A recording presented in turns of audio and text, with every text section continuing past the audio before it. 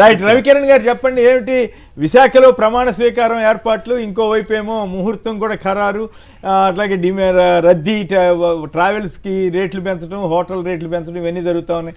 ఇంకోవైపు ఏమో అమిత్ షా గారు ఏదో ఒక్క మాట అన్నాడని చెప్పి పెద్ద ఎత్తున వేసుకున్నారు. నిన్న ఆంధ్రజ్యోతి వాళ్ళు ఏమో గజిబిజి, అసలు మాకేం అర్థం కావట్లేదు అన్నట్టు ఆయన బాధపడ్డాడు.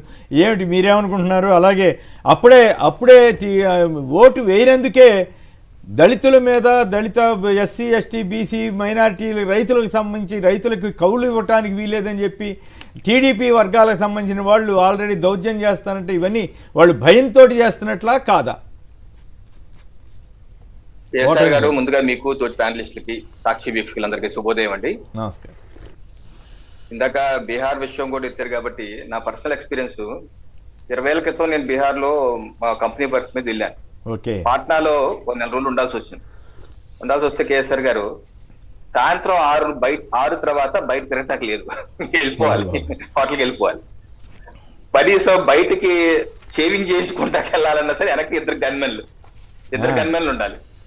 అంతమంది ఇద్దరు గన్మెన్లు నాలాంటి కూడా కంపెనీ తరపు పనిచేశారు. ఏంటి అంటే ఎత్తుకెళ్ళిపోతారు, కిడ్నాప్ చేస్తారు, ఇవన్నీ ఉంటాయి, సమస్యలు ఉంటాయి, అందుకని మీరు ఒంటరిగా తిరగకూడదు అంటే చెప్తున్నాను. ఒక భయంకరమైన పరిస్థితి నుంచి బీహార్ ఇప్పుడు తేరుకొని బానే ఉంది. అయితే దురదృష్టం, మన రాష్ట్రంలో గత సంవత్సర కాల పైచిలుగా ఒక టెన్షన్ వాతావరణం, రకరకాల నేపథ్యంలో నాలాంటి వాళ్ళు అనేక విధంగా చెప్పారు. నాయకులు రెచ్చగొట్టేస్తున్నారు, ముఖ్యమంత్రి మీద దాడి చేస్తున్నారు, ప్రతిపక్ష నాయకులు జైల్లో పెడుతున్నారు, లేకపోతే రకరకాల వర్గాల మీద దాడులు. దీనివల్ల రవికిరణ్ గారు, మీరు కూడా ఇలాంటివి మాట్లాడితే మీకున్న ఇది ఇమేజ్ దెబ్బతింటది. మీ ఇష్టం. ఓ పక్కేమో మీరు ఢిల్లీలో ముఖ్యమంత్రిని తీసుకెళ్లి జైల్లో కూర్చోబెట్టారు, అది జరిగిందో లేదో, 100 కోట్లు కాదు అనేది, ఇక్కడ 100 కోట్లు తిన్నారనే ఆరోపణలు వస్తే ఈడీ వాళ్ళు స్వయంగా ఛార్జ్షీట్లు దాఖలు చేస్తే మీరు ప్రతిపక్ష నాయకులను జైల్లో పెడితే ఎంత మీతో కలిస్తే మాత్రం ఇప్పుడు అవినీతిని అంతగా మద్దతు ఇవ్వాలా? మోడీ గారేమో అవినీతి పరుల్ని నేను వాళ్ళంతా చూస్తాను 4 అంటాడు, కానీ ముందుగానే ఆయనే కదా తిట్టింది. తెలుగుదేశం పార్టీ అవినీతి పార్టీ, చంద్రబాబు అవినీతి, పోలవరం అవినీతి, ఆయన వెళ్ళేమో ఆయన ఓటేసుకున్నాడు. మరి 1000 కోట్లు ఎగ్గొట్టిన వాళ్ళకేమో మీరు టికెట్లు ఇచ్చారు. కాబట్టి ఇవన్నీ అనవసరమైన విషయాలు ప్రస్తావిస్తే ఇవన్నీ చెప్పాల్సి వస్తుంది. మరి మీరు విజ్ఞులు, మీ మీద నాకు వ్యక్తిగతంగా గౌరవం ఉంది. అయినప్పటికి కూడా మీరు ఆ ప్రస్తావన తెచ్చారు కాబట్టి నేను చాలా అనవసరమైన ప్రస్తావనని నా అభిప్రాయం. అయితే ఇప్పుడు పాయింట్ ఏంటంటే, ఎలక్షన్ ఏ రకంగా జరగబోతోంది, కౌంటింగ్ అయినా సరిగా జరగనిస్తారా లేదా, మిమ్మల్ని అడ్డం పెట్టుకుని తెలుగుదేశం గేమ్ ఆడుతోందా లేదా, విశాఖలో వాళ్ళ ప్రమాణ స్వీకారం అమిత్ షా గారు లేకపోతే ఇంకోరు, మరి ఆల్రెడీ బీజేపీ ఎంపీ ఒక ఆయన, ఎక్స్ ఎంపీ ఒక ఆయన కేంద్రానికి మీ పెద్ద నాయకులకి నివేదిక ఇచ్చారని నేను మొన్న కూడా డిబేట్లు కూడా నడిపాం, ఏది వైసీపీ గెలవబోతోందని చెప్పి అన్నారని చెప్పి. సో ఈ పరిణామాలన్నింటి మీద మీ కామెంట్ చెప్పండి. నా ఉద్దేశం తప్పు చేశారు, ఒప్పు చేశారు, ఈ విశ్లేషణ అనట్లేదండి. నా పాయింట్ ఏంటంటే, ఒక రాష్ట్రంలో ఒక ఉద్రిక్త వాతావరణాల్లో ప్రజల్ని, కొన్ని వర్గాలని రెచ్చగొట్టేశారు. ఈ రెచ్చగొట్టేయటం వలన కేసులు కూడా అంగల్ లాంటి కట్టినప్పుడు కూడా నేను చెప్పాను, మీరు రెచ్చగొట్టేయటం వలన సామాన్య బడుగు బలహీన వర్గాలే కేసులు ఇరుక్కుపోతారు, జైలు పాలు అవుతారు, కుటుంబాలు చిత్రం అవుతాయి. పెద్ద నాయకులు మాత్రం బాగానే అమెరికాలో, లండన్ లోనే అడుగు వెళ్ళి హ్యాపీగా రిలాక్స్ అవుతారు. మీరు మాత్రం ఇబ్బందులు పడతారు. మీరు దయచేసి మీ నచ్చిన పార్టీకి పనిచేసుకోండి, నచ్చిన పార్టీకి ఓట్ చేసి గొడవలకు వెళ్ళొద్దని నేను సంవత్సరం చెప్తున్నాను. నా పాయింట్ అది. సో ఈ రోజు ఆ పరిస్థితి, ఈ రోజు రాష్ట్రంలో ఎన్నికలు అయిపోయినప్పటికీ, ఓటర్ల యొక్క వాళ్ళ తీర్పుని ఈవీఎంలో నిక్షిప్తం అయిపోయినప్పటికీ గత 10 రోజులుగా చూస్తుంటే రాష్ట్రంలో ఇంకా ఎన్నికలు జరగలేదేమో, రేపో మాపో 6th ఫేజ్ 7th ఫేజ్ ఉందేమో అన్న పరిస్థితులు రాష్ట్రంలో నెలకొనటం, మరీ ముఖ్యంగా కౌంటింగ్ లో కూడా ఈ ప్రభావం ఉండుతుంది అనుకున్న దానికి ఒక పరాకాష్ఠగా తయారయ్యారని చెప్తున్నాను. ఎందుకంటే అమెరికా లాంటి ఒక పాశ్చాత్య అభివృద్ధి చెందిన దేశంలో, అత్యంత పురాతనమైనటువంటి ప్రజాస్వామ్యం, ఓల్డెస్ట్ డెమోక్రసీ ఉన్నటువంటి దేశంలో 2020లో అధ్యక్షత ఎన్నికల తర్వాత క్యాపిటల్ హిల్ మీద, వాషింగ్టన్ లో ఏ రకంగా దాడులు చేశారు, చంపేశారు, చనిపోయారు కూడా కొంతమంది చూసాం. అటువంటి దారుణమైన పరిస్థితులు మనం చూసాం. అలాంటిది ఆంధ్రప్రదేశ్ రాష్ట్రంలో రేపు 4వ తారీఖు ఇటువంటి పరిస్థితులు రానివ్వకుండా పోలీసులు, రాష్ట్ర ఎన్నికల సంఘం, కేంద్ర ఎన్నికల సంఘం కట్టుదిట్టమైన చర్యలు తీసుకోవాలి. పార్టీలు ఏదన్నా గెలవలేని ఓడనివ్వండి, అంతేకాని ఈ రకమైన హింసాయుత వాతావరణం మంచిది కాదని నా ఉద్దేశం. ఇంకో పాయింట్, ఏ సామాజిక వర్గాన్ని అయినా సరే, మరీ ముఖ్యంగా పేద బడుగు బలహీన దళిత గిరిజన వర్గాలని మీరు ఏ కోణంలో అయినా సరే వాళ్ళని వివక్షకి గురి చేయటం అది తప్పు. సామాజిక బహిష్కరణ ఎవరు చేసినా తప్పే. ఒకవేళ టీడీపీ చేసినా, బీజేపీ చేసినా, వైసీపీ చేసినా, ఎవరు చేసినా తప్పే. ఆ తప్పుని ఖండించవలసింది. అటువంటి పరిస్థితులు నిజంగా ఉంటే కనుక వాళ్ళ మీద ఎస్సీ ఎస్టీ అట్రాసిటీ కేసులు పెట్టాలి. ప్రజలు స్వేచ్ఛాయుతంగా ఎన్నికలు ఓట్లేసుకుంటారండి, నచ్చిన పార్టీ ఏ ఒక వర్గానికి వీళ్ళకే గుత్తాధిపత్యంగా రాజీ చేశారు. కాపులందరూ జనసేనకి వేస్తారు, లేకపోతే రెడ్లందరూ వైసీపీకి వేస్తారు, కమ్మలందరూ టీడీపీకి వేస్తారు, రూల్ ఉందా? అలా అయితే నాని గారు ఎలా గెలుస్తున్నారు, లేకపోతే మీ వైసీపీ పార్టీలోని మిగతా కమ్మ సామాజిక వర్గం ఎలా గెలుస్తున్నారు? రెడ్లు టీడీపీలో లేరా? వాళ్ళు గెలవట్లేదా? వాళ్ళకి టికెట్లు ఇవ్వలేదా? సో ఇది మొత్తం ఒక సామాజిక వర్గాన్ని మొత్తానికి గుంపకత్తుగా కట్టేసి వాళ్ళని వేధించే కార్యక్రమం. ఇది ఒక సామాజిక రుగ్మతగా రాష్ట్రంలో తయారవుతుంది. రాష్ట్రంలో ఎన్నికలు గెలవటమే పరమావధి, లేకపోతే లేదు, లేకపోతే మనం చచ్చిపోతాము, ఏదో రకంగా పీఠం ఎక్కేయాలనే ఆలోచన ఎవరికున్నా సరే సమంజసం కాదని నా ఉద్దేశం. ఇంకోటి అధికారుల యొక్క పాత్ర అన్నారు. సో అధికారుల యొక్క పాత్ర నిష్పక్షంగా ఉందని ఎవరు అంటలేదు. ఆ సాక్షాత్ కేంద్ర ఎన్నికల సంఘం కూడా అంటలేదు. అందుకనే కదా ఎస్పీల మీద సస్పెండ్ చేసి శాఖాపరమైన విచారణ ఆల్రెడీ స్టార్ట్ చేశారు. ఎస్పీలు, ఐఏఎస్లు, మిగతా 12 మంది అధికారుల మీద కేంద్ర ఎన్నికల సంఘం మరి ఆ శాఖాపరమైన విచారణ స్టార్ట్ చేయమని అలా నోటీస్ ఇచ్చారు, సర్వ్ చేస్తున్నారు. నాలాంటి వాళ్ళు 15వ తారీఖు 14వ తారీఖు సాయంత్రం నుంచి చెప్తున్నాం, ఈ రకమైన అల్లర్లు జరుగుతున్నాయంటే తప్పనిసరిగా అధికారులు అటో ఇటో కుమ్మక్కైపోయి ఎంకరేజ్ చేస్తున్నారు, సహకరిస్తున్నారు. అటువంటి అధికారులు గుర్తించండి, ఇంకోసారి పోస్టింగ్ రాకుండా డిస్మిస్ చేసేందుకు కూడా అంటున్నాం. ఇప్పుడు ఈ రాష్ట్ర ఎన్నికల సంఘం పరిధిలో ఉంది సార్. ఇప్పుడు ముఖ్యమంత్రి గారు లేరు. మన రాజ్యాంగం రాష్ట్ర ఎన్నికల సంఘానికి కేంద్ర ఎన్నికల సంఘం ఫుల్ పవర్స్ ఇచ్చింది. తీసేవాళ్ళు తీయండి, పెట్టండి, నిష్పాక్షికమైన ఎన్నికలు చేయండి, స్వేచ్ఛగా ఫ్రీ అండ్ ఫెయిర్ ఎన్నికలు చేయమని చెప్పేసి రాజ్యాంగం వాళ్ళ హక్కు ఇచ్చింది. ఆ హక్కుని తూచా తప్పకుండా అమలు చేసుకుని ఒక థర్డ్ ఎంపైర్ రాష్ట్ర ఎన్నికల సంఘం కాదు, ఎన్నికల ముఖ్య అధికారి అనాలండి. ఈయన రాష్ట్ర ఎన్నికల సంఘం అంటే స్టేట్ పంచాయతీ ఎలక్షన్లు నడిపే వాళ్ళు అవుతారు. ఎన్నికల ముఖ్య అధికారి ఈయన సిఇఓ. ఈయన చేతిలో ఏమి ఉండదు. వీళ్ళు ఇక్కడ నుంచి పంపించినటువంటి కాగితాలన్నీ ఆయన ట్రాన్స్ఫర్ చేస్తున్నాడు, పోస్ట్ చేస్తాడు, అంత తప్పితే ఆయన ఏం చేయగలిగిందే లేదు.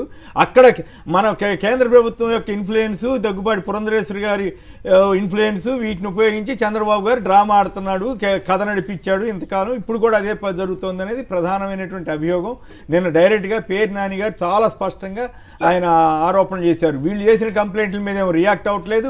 వాళ్ళు కంప్లైంట్ చేయకముందే ట్విట్టర్లో ఉంటే కూడా ఎలక్షన్ కమిషన్ రియాక్ట్ అవుతున్న తీరు, ఇవన్నీ కూడా ఎలక్షన్ కమిషన్కి ఏమైంది, ఏం తప్పు చేసింది అనే పరిస్థితి తీసుకెళ్ళారు. చిన్న డౌట్ నాకు, ఎక్కడైతే ఎలక్షన్ కమిషన్ జోక్యం, ఒక్క నిమిషం రవికిరణ్ గారు, ఒక్క నిమిషం, ఎక్కడైతే ఎలక్షన్ కమిషన్ జోక్యం చేసుకుని ఆ జిల్లా అధికారుల్ని మార్చిందో అక్కడ వైలెన్స్ జరగటం అంటే ఎలక్షన్ కమిషను సమర్థంగా పనిచేస్తున్నట్ట, సైడ్ తీసుకుని పనిచేస్తున్నట్ట? మీకు అది సింపుల్, అదే లాజిక్.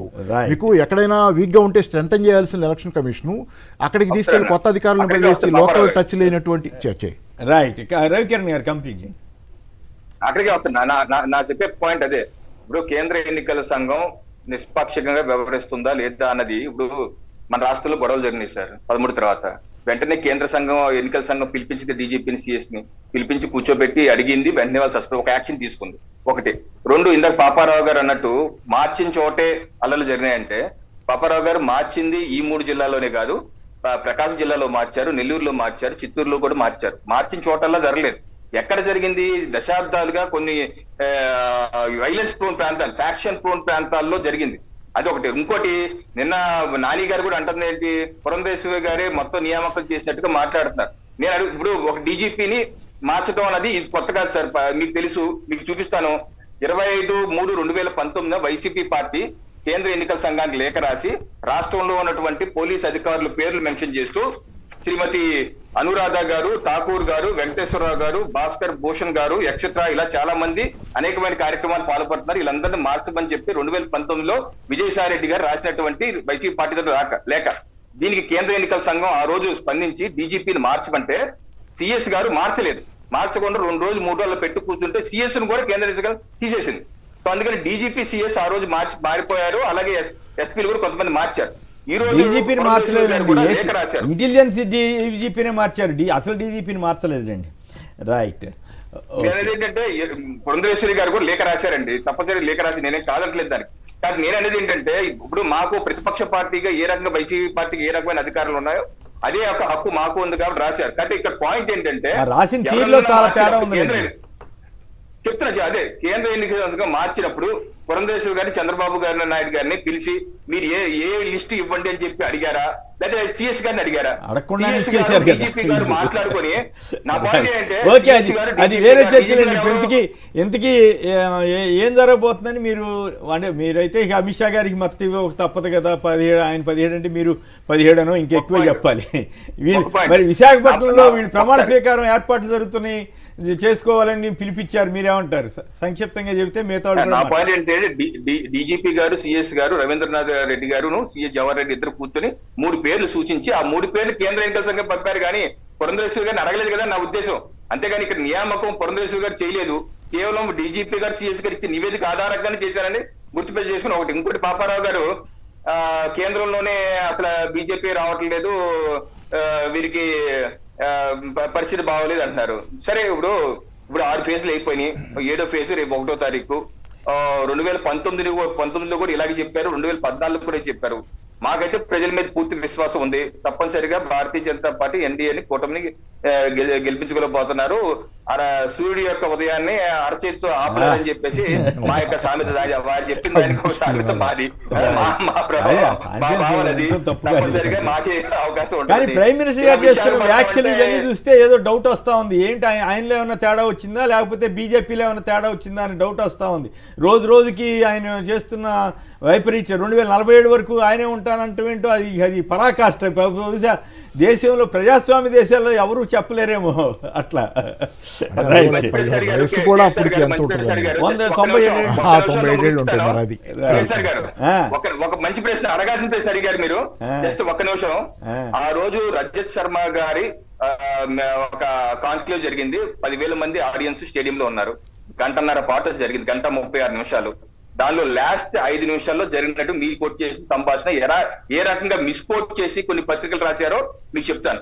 ఆ రోజు అక్కడ జరిగింది ఏంటంటే, ఒక ఆడియన్ ఒక లేచి వికసిత్ భారత్ 2047 వరకు వికసిత్ భారత్ అవుతున్నారా మీరు విశ్వసిస్తున్నారా అంటే, తప్పనిసరిగా విశ్వసిస్తున్నాను, వికసిత్ భారత్ అవుతుంది. నేను 24 ఫర్ 2004 24/7 ఫర్ 2047 పనిచేస్తాను.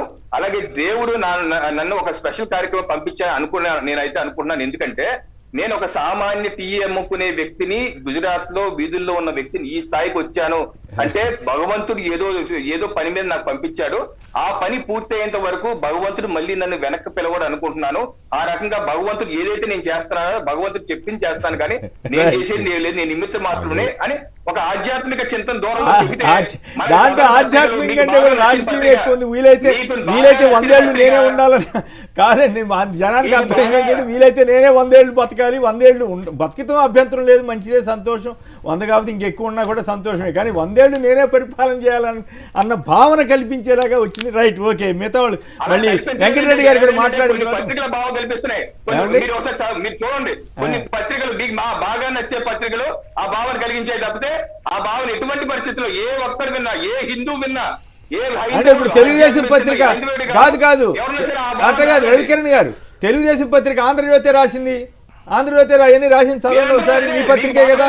పత్రిక అన్నారు మీరు రోజు కోట్ చేసి రోజు తలుచుకునే పత్రిక. రవికిరణ్ గారు ఆ పత్రికలో అన్నారు.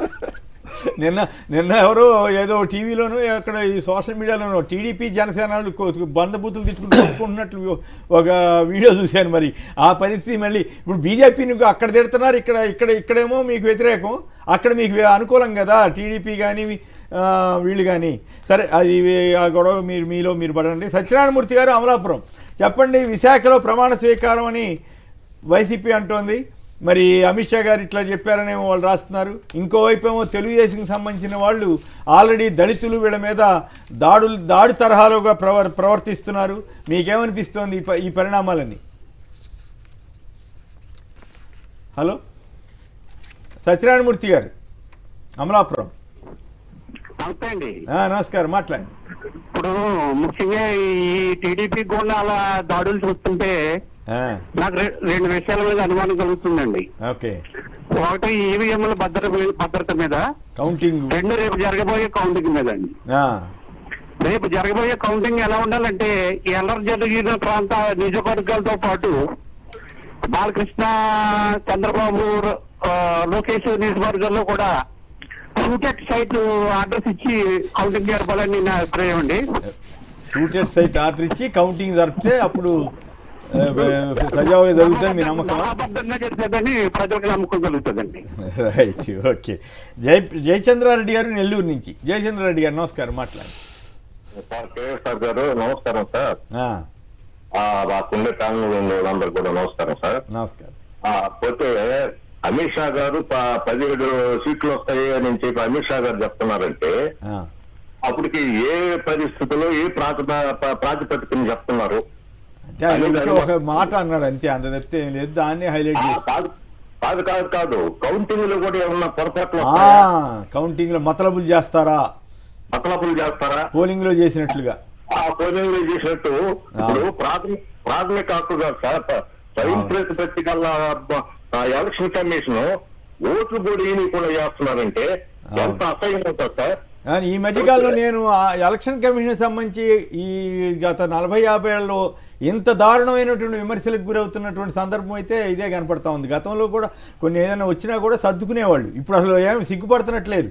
శాసనం లాంటి వాళ్ళు ఎదురు చూసినటువంటి దేశం ఇప్పుడు ఇలాంటి వాళ్ళని చూసి సిగ్గుపడాల్సిన పరిస్థితి వస్తూ ఉంది. దురదృష్టం, ఏం చేస్తాం. వాళ్ళు ధర్మంగా ఉండాలి, ఎవరు తప్పు అయితే వాళ్ళకి చెప్పాలి తప్ప కేవలం ఇక్కడి నుంచి ఉత్తరం రాయటం ఆలస్యం, ఎవరన్నా ఒక నాయకుడు వాళ్ళకి అనుకూలమైన నాయకుడు టీడీపీ నాయకుడు ట్విట్టర్లో పెట్టడం ఆలస్యం, అది కరెక్టో కాదో చెక్ చేసుకోకుండా వెంటనే ఆర్డర్లు ఇచ్చేయటం.